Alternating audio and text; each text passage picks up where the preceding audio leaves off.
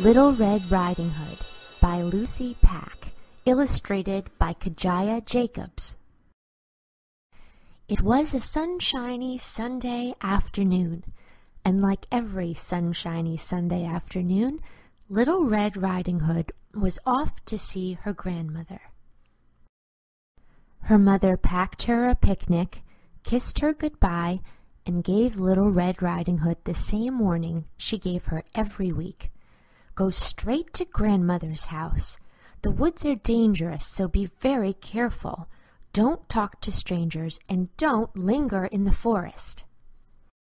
However, when she got to the middle of the woods, Little Red Riding Hood got so distracted by the fresh new flowers that she forgot her mother's warning and lingered in the woods long enough for a strange figure to make its way towards her. It was a wolf.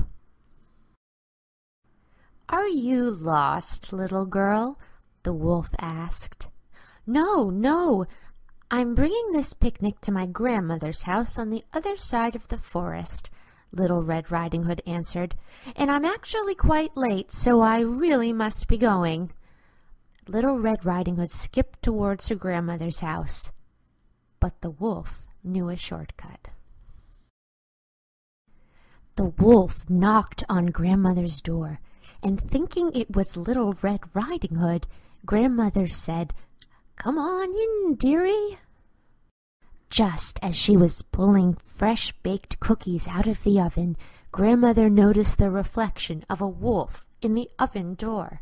Grandmother didn't even remove her oven mitts before the wolf gobbled her up. The wolf heard a soft knock on the door as he slipped into one of grandmother's nightgowns. "Come on in, dearie," he said as he squirted some of grandmother's perfume behind his ears. By the time Little Red Riding Hood stepped into the house, the wolf had nestled into grandmother's cozy bed. "You don't look very well," Little Red Riding Hood said.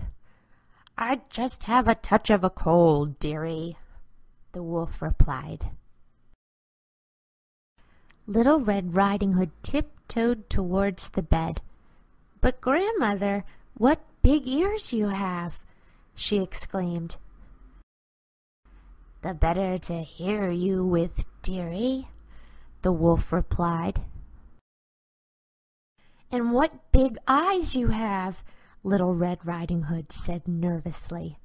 "The better to see you with, dearie," the wolf replied. "And what big teeth you have!" Little Red Riding Hood said very nervously. "The better to eat you with," the wolf replied as he jumped out of bed. "Wolf! Wolf!" cried Little Red Riding Hood as loud as she could while running as fast as she could. Luckily, grandmother's neighbor was outside planting in his garden, and he heard Little Red Riding Hood's cries.